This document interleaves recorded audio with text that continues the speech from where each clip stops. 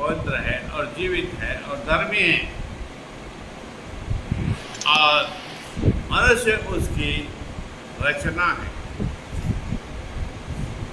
वे मनुष्य जो इस संसार भर में अब तक, जैसे शुरुआत में पढ़ा जाता था, उसने अपने लोगों से कहा, इब्राहिम से कहा कि मैं तेरी संतान को समुद्र के किनारे जो बालू होते हैं, बालू मतलब रेत, उनके किनकों के समान कर दूंगा। उसी प्रकार से उसने यह भी दिखाया था कि इब्राहिम को उसने पूरी पृथ्वी पर चक्कर लगाने के लिए कहा, पृथ्वी पर चक्कर लगाने के लिए कहा, और उसने यह बात भी कही इब्राहिम से कि जिस भूमि पर तू पैर रखेगा, जिस भूमि पर तू पैर रखेगा वह मैं तुझे दे दूंगा। तो इन्हीं वचनों के अनुसार वर्तमान समय में मनुष्य बालू के किनकों के समान हो गए। और जब उसने पृथ्वी में उसे घुमाया और उसके बाद उसने कहा कि आकाश को देख, और उनके तारों जो है, तारे जो उनमें हैं, आकाश मंडल में जो तारे हैं उन्हें गिन। आकाश मंडल में जितने भी तारे हैं उनको भी गिनने का काम कर। लेकिन इब्राहिम तो मनुष्य है, यदि तू इसे गिन सकता है तो अपनी संतानों की गिनती को भी गिन सकेगा, अपनी संतानों की गिनती कर लेगा। इब्राहिम की संतान सारी सृष्टि में क्यों है? इब्राहिम की संतान इसलिए है मनुष्य, भले ही वे नहीं जानते कि मेरा पिता कौन है, मैं कहाँ से, भूमंडल के सारे कुल तेरे द्वारा आशीष पाएंगे। भूमंडल में अर्थात पृथ्वी में, संसार में जितने भी कुल हैं, जितने भी कुल हैं, उनमें हर प्रकार के कुल है, हर प्रकार की फैमिली है, हर प्रकार का वर्ग का परिवार है। वे सभी, चाहे वह कोई भी क्यों ना हो, इब्राहिम के द्वारा ही आशीष पाएगा। परमेश्वर ने जता दिया कि स्वर्ग का राज्य का वह द्वार तो यीशु मसीह है, लेकिन उस द्वार को तैयार करने के लिए जो खाका तैयार किया परमेश्वर ने, वह इब्राहिम है। स्वर्ग का वह द्वार जहाँ से आशीष आती है, स्वर्ग के उस द्वार से जहाँ आशीष आती है, स्वर्ग के राज्य से। आशीष का मतलब क्या है? यदि मनुष्य के साथ भला अच्छा हो, इस संसार में मनुष्य के साथ भला कहाँ होता है? भलाई उसके साथ जब की जाती है परमेश्वर के द्वारा, और वे प्रतिज्ञाओं के रूप में वर्णित है वचन में, और वह वचन जब किसी के पास पहुंचता है या उसे दिया जाता है, उस समय में वह अचानक से, कहाँ वह घूरे में पड़ा था कुछ समय पहले या बहुत वर्ष पहले, लेकिन कुछ समय बाद एक समय में वह अचानक से सिंहासन पर पहुंच गया। सिंहासन पर पहुंच गया क्योंकि बहुतायत की संसारिक आशीष उसके पास आने लगी। इसी प्रकार से मनुष्य के जीवन में उसकी भलाई होती, भला होता है, उसका उसे प्रतिफल मिलता है। तो इब्राहिम उसका मूल स्रोत है। इब्राहिम के द्वारा भूमंडल के सारे कुल आशीष पाते हैं। अब इब्राहिम प्रभु यीशु मसीह के साथ द्वारा जुड़ गए और यीशु मसीह के साथ जोड़ने के द्वारा उस रास्ते को उसने दिखाया। पुराने नियम को जब पढ़ा जाता है तो मनुष्य को समझ में नहीं आता कि आशीष क्या है, और लेकिन प्रभु यीशु मसीह ने इस बात को बता दिया कि आशीष को पाने का रास्ता, और उसने जब बताया तो वह कठिन मार्ग है। लेकिन यदि मनुष्य उसमें बना रहे और उससे लिपटा रहे, उससे जुड़ा रहे, हमेशा जुड़ा रहे, अलग ना हो, हमेशा बना रहे। परमेश्वर ने मूसा को आज्ञा दी कि वह इस्राएलियों से कह दे कि वे मेरे लिए बलिदान चढ़ाएं, मेरे लिए बलिदान चढ़ाएं। परमेश्वर की संतान के भाग में क्या है? परमेश्वर के संतान के भाग में क्या है? परमेश्वर की संतानों के भाग में ये है कि वह परमेश्वर की प्रजा है, परमेश्वर की संतान है, और उसका कर्तव्य ये है कि वह परमेश्वर को बलिदान चढ़ाए, चाहे वह अच्छा हो या बुरा हो, इससे कोई मतलब नहीं है, उसे बलिदान चढ़ाना है। परमेश्वर पिता अब वर्तमान में हमारा स्वर्गीय पिता है। प्रभु यीशु मसीह के द्वारा उसने इस बात को बताया कि मनुष्य के लिए जरूरी क्या है।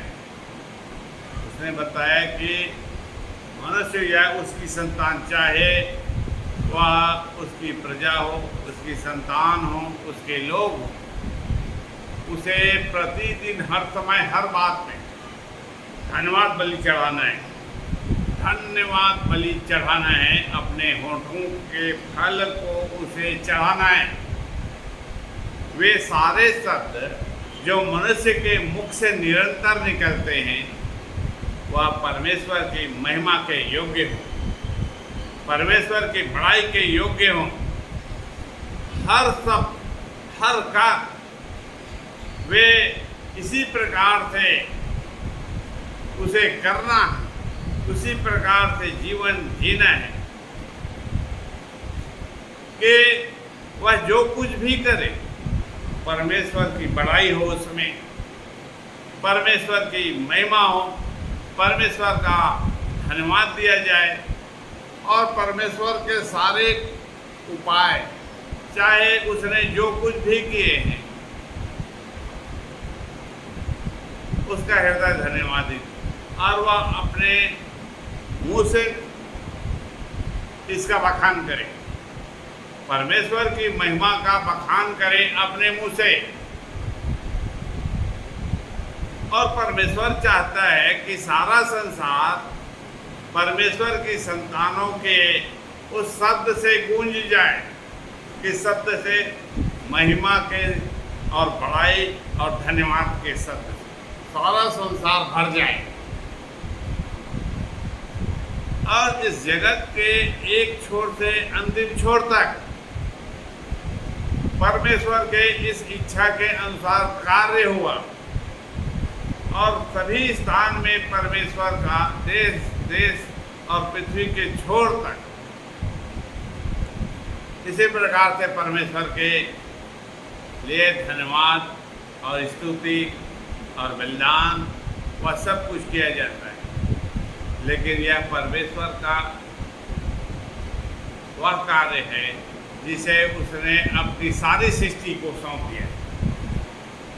शुरू में हमारे लिए सबसे पहले इस्राएलियों के लिए ये काम था, उसके बाद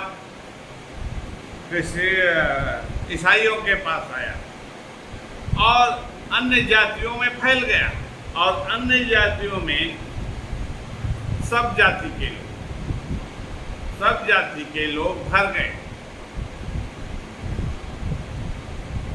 और सब जगह से धन्यवाद और स्तुति और महिमा और बड़ाई उसके गवाह हुए लोग हैं। हर प्रकार के, हर कैटेगरी के मनुष्य उसके गवाह बन गए। ये स्वयं इच्छा से मनुष्य ने नहीं किया है, परमेश्वर का वह आत्मा है, परमेश्वर का वह आत्मा है जो मनुष्य के मन को उभारता है, और उभारने के बाद वे सारे कार्यों को अपने जीवन में अनुभव करके, प्राप्त करके परमेश्वर के गवाह बन गए। और परमेश्वर ने प्रमाण दिया, प्रमाण भी दिया, और आज भी लगातार प्रमाण दे रहा है। मनुष्यों के इस संसार में परमेश्वर अपना प्रमाण देता है कि वो ही एकमात्र सृष्टि करता है, और उसने अपने अभिषिक्त को इस संसार में भेज दिया। उसने अपने अभिषिक्त अर्थात प्रभु यीशु मसीह को इस संसार में भेज दिया। किस लिए भेज दिया? कि वह उसे प्रमाण दे। परमेश्वर की इच्छा जो भी है मनुष्यों के लिए, संसार के लिए, संसार के लोगों के लिए, और जहाँ कहीं भी उसकी इच्छा इन सारी बातों में है, उसका प्रमाण कौन देगा? प्रभु यीशु मसीह देता है। जब उसके जीवन में वह पहुंचता है, एक मनुष्य के जीवन में जब प्रभु यीशु मसीह पहुंचता है, तो उस जीवन, उस मनुष्य को प्रमाण देता है। वह मनुष्य पहले उसे नहीं जानता था, उसके बारे में कुछ भी नहीं जानता, यीशु मसीह के विषय में कुछ नहीं जानता। वही मनुष्य यीशु मसीह के विषय में प्रमाण देता है, तुम परमेश्वर के गवाह हो। ये है गवाह। गवाही कौन देता है? जिसके जीवन में परमेश्वर ने कार्य किए, वही गवाही देता है। परमेश्वर के वे गवाह हैं, वे परमेश्वर के प्रमाण को प्रस्तुत करते हैं मनुष्यों के सामने। क्यों प्रस्तुत करते हैं? क्योंकि उसने अपने जीवन में उसे साक्षात प्राप्त किया है या देखा है, अनुभव किया है, इसकी गवाही देता है। और परमेश्वर सच्चा है, वह आजकल और युगान युग जीवित है। और प्रभु यीशु मसीह के विषय में उसने बताया कि जैसे यह संसार चलता है उसमें काम होते हैं, और जितने भी उसके जीवन में घटनाएं होती हैं, और मनुष्य उसका गवाह है, परमेश्वर का गवाह है। वह मनुष्य उसका गवाह इसलिए है कि परमेश्वर ने उसे सेलेक्ट कर लिया है, चुन लिया है अपनी संतान होने के लिए। वही गवाही देगा, दूसरा व्यक्ति गवाही नहीं देगा, क्योंकि उसका आत्मा उसके संग। सबसे पहले तो वह अपने महिमा को प्रकट करता है। किसी मनुष्य को जब पकड़ता है उसका आत्मा, तब वह अकबका जाता है कि मेरे साथ ये क्या हुआ। बहुत दिन तक वह बिना ज्ञान के वह समझ नहीं पाता। वह सोचता है कि परमेश्वर ने मेरे साथ ऐसा कुछ किया है, परमेश्वर मुझे जानता है। परमेश्वर मेरी सहायता करता है। परमेश्वर ने मुझे रोटी दिया है, परमेश्वर ने मुझे ये दिया है, परमेश्वर ने वो दिया है, लेकिन वह वास्तविक गवाह अब तक नहीं बन पाया है। क्यों?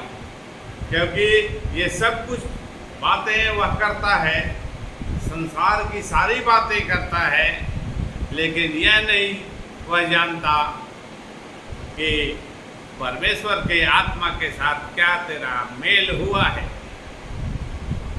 परमेश्वर के आत्मा के साथ या पवित्र आत्मा के साथ क्या उसका मेल हुआ है। तुमने तो अपने जीवन के हर बात को बता दी कि मेरे साथ ये हुआ, मैं चंगा हुआ, मैं ये हुआ, वो हुआ, सब प्रकार की गवाही बताता है, लेकिन परमेश्वर ने क्या उस पर जो अनुग्रह किया, ये अनुग्रह है। अनुग्रह को उसने देखा क्योंकि वचन के अनुसार परमेश्वर मनुष्यों के उस गलती को अनदेखा करता है, मनुष्य की सारी गलतियों को अनदेखा कर देता है। तब तक अनदेखा करता है जब तक वह पूरी रीति से उसके उद्धार के कार्य को पूरा न करे। यदि उसने उसे पकड़ लिया, चुन लिया है, और उसने चुना इसीलिए भी है, उसने चुना किस लिए है? उसने चुना इसलिए है कि वह उस पर अपनी महिमा को प्रकट करे, परमेश्वर के महिमा के कारण को प्रकट करे। क्या तुम्हारे जीवन में परमेश्वर के कार्य हुए हैं? ये है मुख्य बात। परमेश्वर चाहता है कि उन मनुष्यों के मन में अर्थात आत्मा में वह रहना चाहता है। क्या वह आके रहने लगा? क्या तुम्हारे पास आके वह रहता है? क्या तुम्हारे पास परमेश्वर का आत्मा आके निवास करता है? परमेश्वर ने हमें यह सब मनुष्यों को जिसे अपने पास बुलाता है अपना निवास स्थान बनाने के लिए, निवास स्थान बनाने के लिए, अपना निवास स्थान तुम्हारे भीतर, क्या तुम उसके रहने के भवन हो? भवन बन चुके हो, उसका घर बन चुके हो। क्या तुम में वह रहता है? और जब वह रहता है तो वह चाहता है कि तुम भी उसके साथ ही साथ एक ही घर में रहो।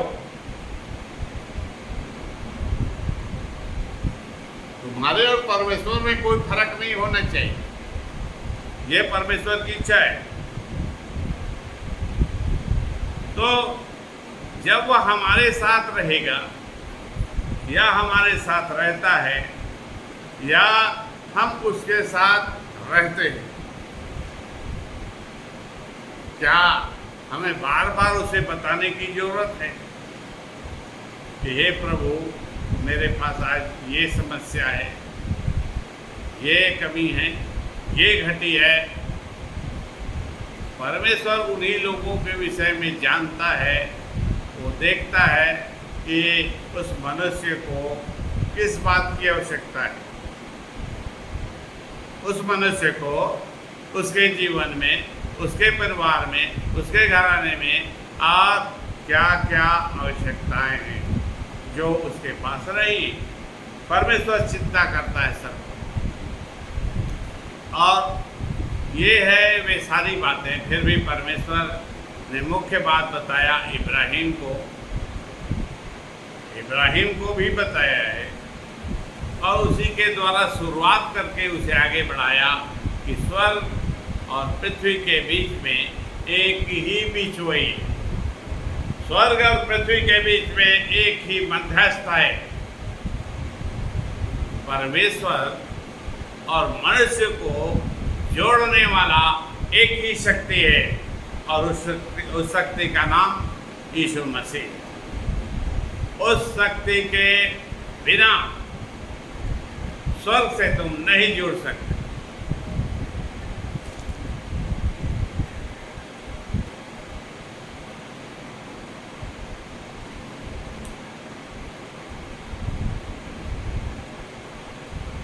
और जब ऐसी बात है तो यूहन्ना 6:44 पढ़े।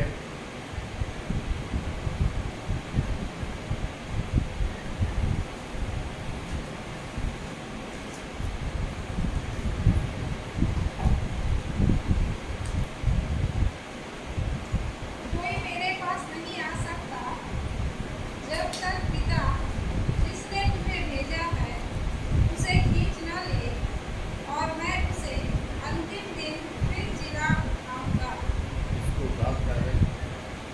कागज कोई मेरे पास नहीं आ सकता। ये मनुष्य नहीं है, परमेश्वर मनुष्य नहीं है, वह संसारिक मनुष्य नहीं है, वह संसारिक शक्ति नहीं है, संसारिक सामर्थ्य नहीं। और उसने स्पष्ट बता दिया कि कोई भी व्यक्ति, कोई भी मनुष्य, कोई भी शक्ति या कोई क्यों ना कहीं या किसी लोग का क्यों ना, वह मेरे पास नहीं आ सकता। वह मेरे पास नहीं आ सकता। और फिर से पढ़। कोई मेरे पास नहीं आ सकता जब तक पिता जिसने मुझे भेजा है उसे खींच न ले, और जब तक पिता उसे मेरे पास क्या करना कर ले, खींच ना ले। कोई भी व्यक्ति भ्रमित ना रहो, भ्रम में ना रहे कि हम परमेश्वर के लोग हैं, परमेश्वर के जन हैं, परमेश्वर की संतान हैं और हम परमेश्वर में बने हुए हैं और परमेश्वर को मैंने खोजा है, परमेश्वर को मैंने खोज की है और मैं उसे जानता हूँ, वह मेरे पास है। और उसे हमेशा भ्रमित रहता है किसी प्रकार की बातों के द्वारा कि मैं परमेश्वर के पास मेरा आना जाना है।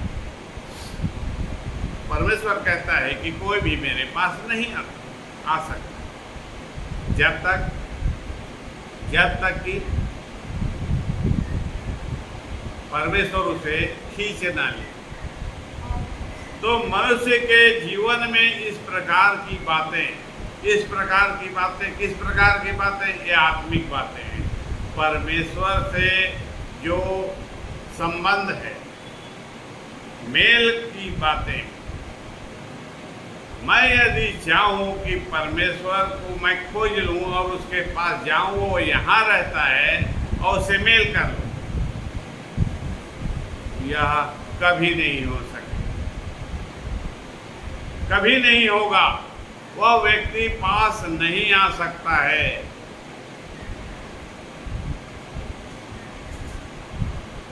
एक मनुष्य परमेश्वर के पास नहीं आ सकता है, चाहे वह कितना अच्छा आदमी हो, कितना भला आदमी हो, कितना योग्य व्यक्ति हो, कितना बुद्धिमान व्यक्ति हो, कितना सामर्थ्य व्यक्ति हो और हर प्रकार की योग्यता हो, वह परमेश्वर के निकट कभी नहीं पहुंच सकता, चाहे कुछ भी कर ले।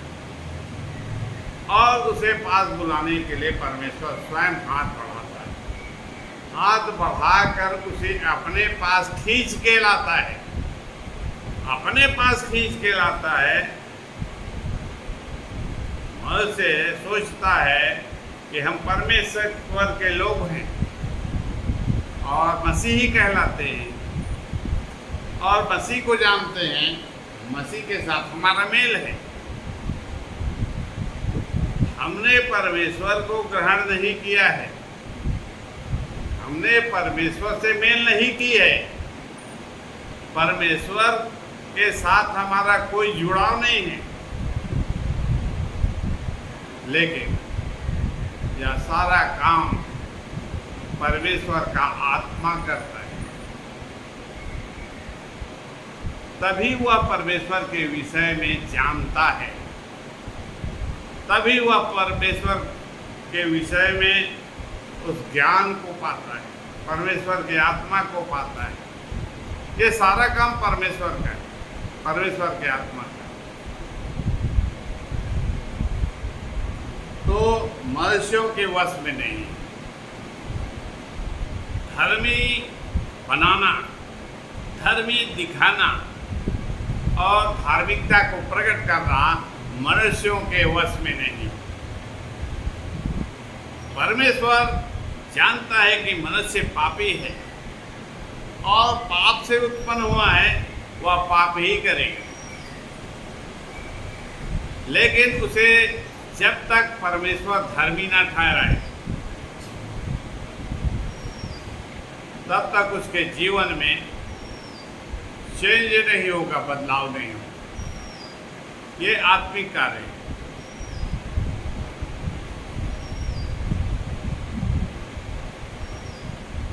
लेकिन परमेश्वर क्या कहता है? भजन संहिता 46 का 16।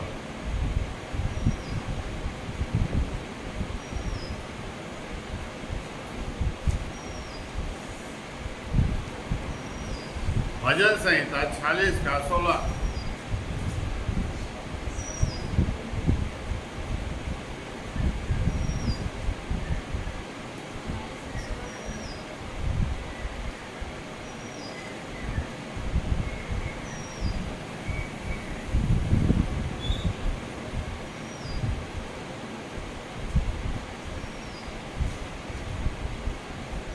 चालीस का 40 है, 40 का। जितने तुझे ढूंढते हैं, हाँ। वे सब तेरे कारण हर्षित और आनंदित हैं। तो जितने मनुष्य जो इस संसार भर में, वे जितने चाहे अनगिनत मनुष्य, वे सभी उसके कारण जो जिसे वे ढूंढते हैं, तेरे कारण। किसके कारण? यीशु मसीह के कारण। मसीह यीशु के कारण क्या होंगे? हर्षित होंगे। हर्षित क्या होंगे? हर्षित इसलिए होंगे क्योंकि हर्ष का कारण उनके पास आ गया है। हर्ष का कारण किसी के जीवन में कब आता है? जब किसी समस्या से उसे छुटकारा मिलता है, किसी विपत्ति से छुटकारा मिलता है, किसी बीमारी से छुटकारा मिलता है, और जो उसके पास नहीं है अचानक वो उसे पा लेता है। तो यीशु मसीह के द्वारा ही वह सब कुछ मिलता है। और स्वर्ग और पृथ्वी के बीच पे ऐसा कोई शख्स नहीं है जो तुम्हारी आशा को पूरी कर सके। जितने भी लोग हैं सारे जगत में, सारे संसार में, सबके हर्ष का कारण प्रभु यीशु मसीह है।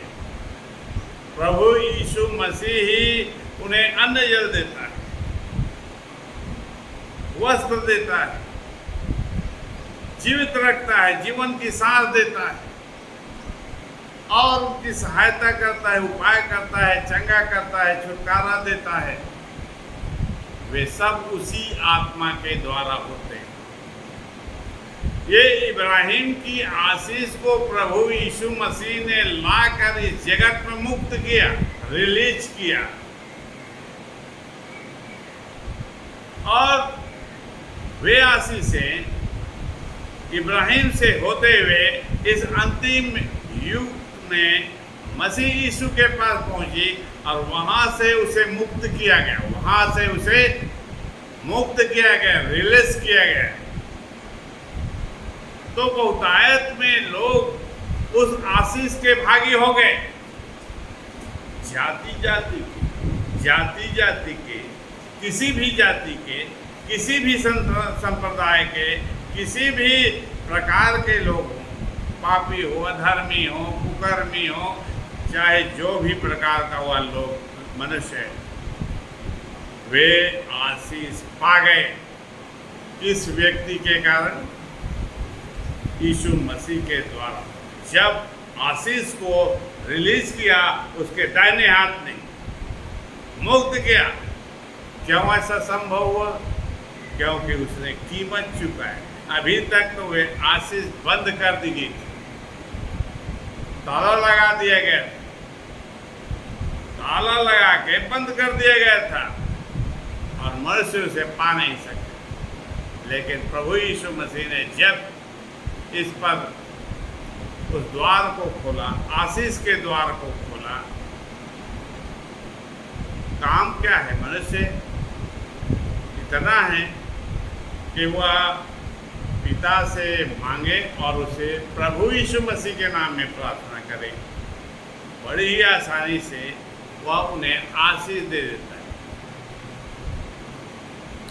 यद्यपि वह उसके साथ से अपने घर में बुलाकर रहता है, तो वे सारी बातें जान चुका है। सारी बातें जो स्वर्ग के राज्य के हैं, परमेश्वर की बातें हैं, परमेश्वर की इच्छा है, वे मुझे समझने लगा है, समझ गया है, जान गया। तो एक मनुष्य के जीवन में कभी भी किसी भी वक्त इस प्रकार से जब परमेश्वर काम करता है, वो उसका गवाह बन जाता है। भजन संहिता 35 अध्याय 27 पद।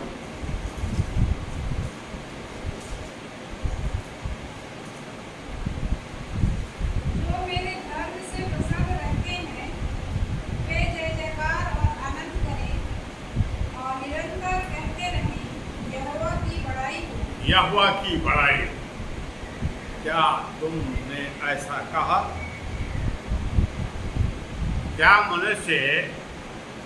मनुष्यों ने ऐसा कहा कि यहोवा की बड़ाई हो, परमेश्वर की बड़ाई हो, उसके अभिषिक्त प्रभु यीशु मसीह की महिमा हो और सारा संसार उसकी महिमा, बड़ाई और धन्यवाद से भर जाए? परमेश्वर चाहता है, परमेश्वर की ये इच्छा है, परमेश्वर की ये इच्छा है कि सब मनुष्य इसकी बड़ाई करें, उसकी महिमा करें, महिमा के गीत गाएं और अपने होठों के फलों को चढ़ाएं। और परमेश्वर को यह भाता है जब लोगों के उस बड़ाई और धन्यवाद और स्तुति को वह सुनता है। ऐसा नहीं है कि वह नहीं देखता, उसकी आंखें मनुष्यों पर निरंतर लगी रहती है। क्यों लगी रहती है? क्योंकि सब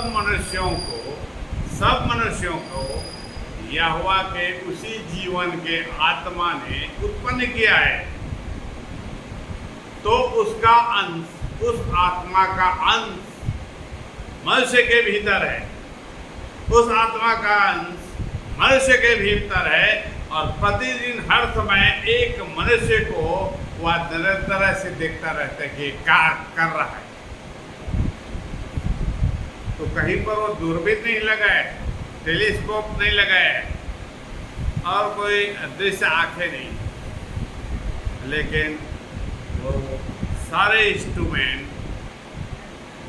मनुष्य के भीतर ही मौजूद है। एक मनुष्य के आत्मा में वह मौजूद है, उसी के द्वारा वह निरंतर देखता है, निरंतर एक मनुष्य को देखता है।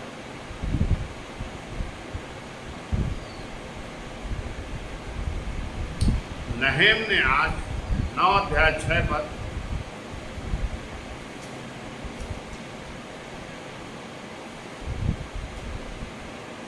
नहूम की पुस्तक 9 अध्याय 6 पद।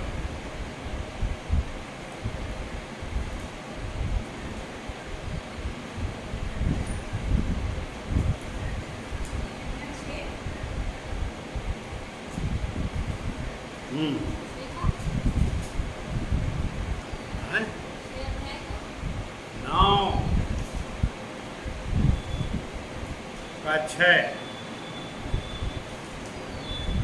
तू ही अकेला यहोवा है, स्वर्ग वरन सबसे ऊंचे स्वर्ग और उसके सब गण और पृथ्वी और जो कुछ उसमें है और समुद्र और जो कुछ उसमें है, सबों को तू ही ने बनाया और सबों की रक्षा तू ही करता है। और स्वर्ग की समस्त सेना तुझी को दंडवत करती है। ये है स्वर्ग की समस्त सेना तुझी को दंडवत करती है। फिर से पढ़े। तू ही अकेला यहोवा तू है, ही अकेला यहोवा है, स्वर्ग वरन सबसे ऊंचे स्वर्ग स्वर्ग वरन सबसे ऊंचा स्वर्ग, स्वर्ग वरन उससे भी ऊंचा स्वर्ग है, उससे भी और ऊंचा स्वर्ग है, जो और उसके सब गण और इन सारे स्वर्गीय स्थान में जितने भी गण हैं, अर्थात जितने भी आत्माएं, जितने भी आत्माएं हैं, और पृथ्वी और जो कुछ उसमें और है, पृथ्वी में भी और जो कुछ उसमें है, स्वर्ग की वस्तुएं और स्वर्ग के वे गण, अर्थात स्वर्ग की और सबसे ऊंचे स्वर्ग की वे जो भी निवासी हैं, वे आत्मा हैं। ये स्वर्गीय स्थान में आत्मिक प्राणियों का स्थान है। अब इस पृथ्वी में जितने भी वहाँ रहने वाले हैं, कौन कौन है? और समुद्र और जो कुछ उसमें है, सबों को तू ही ने बनाया और समुद्र को भी उसने बनाया, पृथ्वी को भी बनाया, संसार को भी बनाया, उसमें जितने भी उसमें रहने वाले प्राणी हैं, वे सबों को तूने बनाया और सबों की रक्षा तू ही करता है। और सबों को तूने बनाया और सबकी रक्षा तू ही करता है। तू ही एकमात्र है जो उसका पिता है, उसका परमेश्वर है और उसका रक्षक है, उसके प्राणों का बचाने वाला, उसे जीवन देने वाला, उसे चंगा करने वाला, उसे छुटकारा देने वाला और जितने भी कार्य वह करता है, सब प्राणियों के साथ, सब मनुष्यों के साथ, सब आत्माओं के साथ, केवल मनुष्य के साथ नहीं, केवल प्राणी के साथ नहीं, सभी आत्मा, चाहे वे स्वर्ग और स्वर्ग से भी ऊंचा और स्वर्ग, वहाँ पर जितने भी आत्माएं, वे सब की रक्षा कौन करता है? परमेश्वर यहोवा, उसका नाम यहोवा है, सेनाओं का यहोवा, जिसे उसने उत्पन्न किया है, सारी सृष्टि का वह करता है और सबका पिता है और सबकी चिंता उसे है। और वह छोटी से छोटी और बड़ी से बड़ी बातों की मनुष्य के लिए चिंता करता है। कितना बारीकी से वह चिंता करता है एक मनुष्य की। क्या प्रभु यीशु मसीह के द्वारा जब ये सारी बातें, अंधकार में छिपी हुई बातों को खोला गया, तुम उस पर आशा करते हो? आशा करने का मतलब उस वचन पर जो लिखा है, जो तुम्हारे पास पहुंचा है, जिसे तुमने जाना है, जिसे तुमने सीखा है। क्या सीखा है? जगत और उसमें जो कुछ है परमेश्वर का। और वहाँ पर तुम्हें पहुँचने के लिए एक मध्यस्थ की जरूरत है। और स्वर्ग और पृथ्वी के बीच में, स्वर्ग और पृथ्वी, स्वर्ग भी है और पृथ्वी भी है।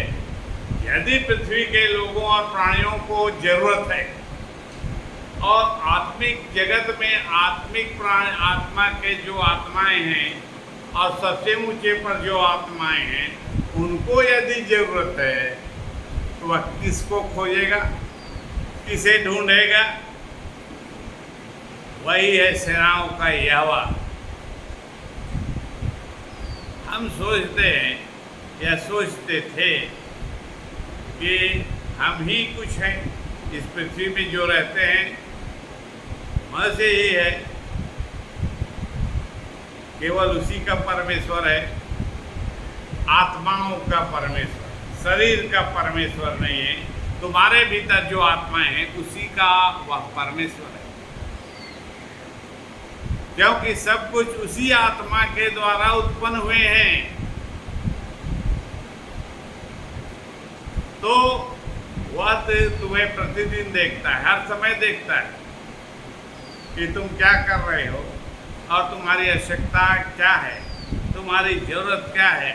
प्रभु यीशु मसीह के नाम को दिया गया है स्वर्ग और पृथ्वी के बीच में आत्माओं को भी ये बताया गया है कि तुम यीशु मसीह के नाम से प्रार्थना करो। ऊंचे स्वर्ग में जो आत्मा है, ऊंचे स्थान में, स्वर्गीय स्थान में जो भी आत्माएं हैं, उन्हें भी वही नाम बताया गया है कि तुम्हें यदि चाहिए उद्धार, तो यदि चाहिए छुटकारा, यदि तुम्हें चंगाई चाहिए, यदि जीवन चाहिए, उन्हें भी यीशु मसीह की आवश्यकता है।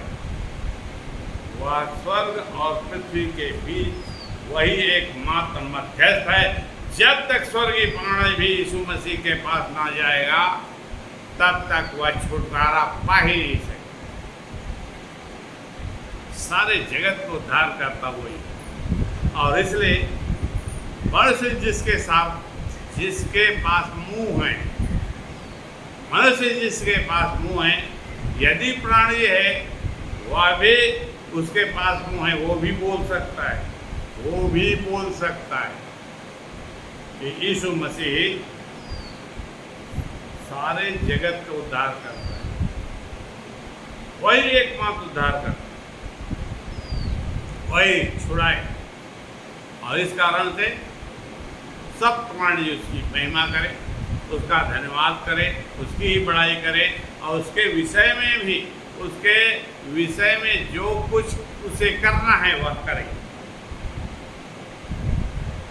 तो इस प्रकार नहम्याह के द्वारा ही ये वचन प्रकट होता है। पहले से पुराने नियम में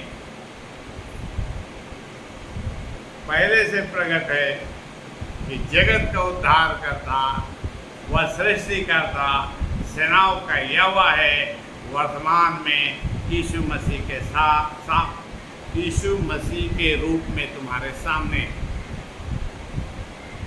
रास्ता इसलिए सामने है कि रास्ता उसी ने दिखाया, सत्य के सारे मार्ग उसी ने बताया, और सब प्रकार के जीवन और उपाय को उसी ने बताया, और कहीं पर उपाय नहीं मिलता है, रास्ता कहीं भी नहीं मिलेगा।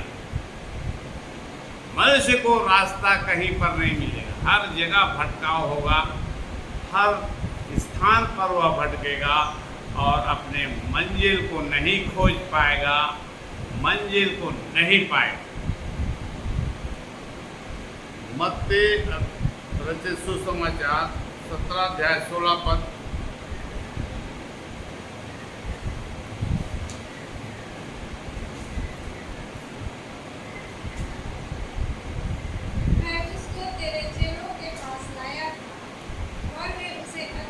फिर से मैं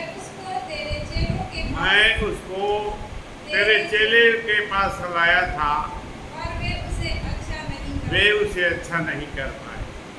आगे यीशु ने उत्तर दिया, हे अविश्वासी और हठीले लोगों, हे हठीले और अविश्वासी लोगों, मैं कब तक तुम्हारे साथ रहूंगा, कब तक मैं तुम्हारे साथ रहूंगा, और कब तक तुम्हारी सहूंगा, कब तक तुम्हारी सहूंगा। उसे यहाँ मेरे पास लाओ, यहाँ मेरे पास लाओ, उसे मेरे पास लाओ। मनुष्य की ये कमजोरी है, और लगातार अपनी संतान की कमजोरी के कारण वह उसको सहते आया है। फिर भी मनुष्य क्या है कि वह समझता ही नहीं है, और हर समय वही काम करता है, वही गलती करता है, कभी सीखता नहीं है, कभी कुछ पाता नहीं है। उसे हर समय वर्तमान में भी यीशु मसीह की जरूरत है। मसीह यीशु की जरूरत है छुटकारे के लिए। किसी भी परिस्थिति में वह आजकल युगान युग वर्तमान है, एक सा है। उपाय वहीं पर होगा। यीशु मसीह के पास ही उपाय होता है। यीशु मसीह के पास ही रास्ता है, सत्य के सारे मार्ग हैं, और उसी के कारण वही छुटकारा देता है। यदि कोई क्यों ना हो, यदि उसे छुटकारे की जरूरत है, वह यीशु मसीह को लगातार पुकार सकता है और उसकी प्रतिज्ञाएं व्यर्थ नहीं, उसकी प्रतिज्ञाएं झूठ नहीं है। यदि उस मार्ग पर, उस सत्य पर, उसके कहे अनुसार वह चलता रहे और कहता रहे और प्रार्थना करता रहे और वह उसमें बना रहे और परमेश्वर से मेल को बना ले, तो उसका वचन कभी फेल नहीं हो। मनुष्य के ऊपर है, प्रयास करना उसके ऊपर है। फिर भी परमेश्वर की वे सारी संतान यीशु मसीह के नाम में प्रत्येक दिन, हर समय, हर प्रकार से आत्मा और सच्चाई के साथ प्रार्थना करें। आत्मा और सच्चाई के साथ प्रार्थना करें, क्योंकि ये किसी भी प्रकार से उसका वचन निकम्मा नहीं हो। परमेश्वर सब बातों को जानता है और मनुष्य के उस कष्ट को भी जानता है, और इसी के लिए उसने निरंतर प्रार्थना करके मांगने के लिए कहता है। तो आज का यह वचन यहीं तक। मनुष्य निरंतर यीशु मसीह से प्रार्थना करता रहे और उसकी प्रार्थना निश्चित रूप से पूरी की जाएगी, निश्चित रूप से पूरी कर दी जाएगी अपने समय में। परमेश्वर पिता का धन्यवाद हो आज के वचन के लिए, और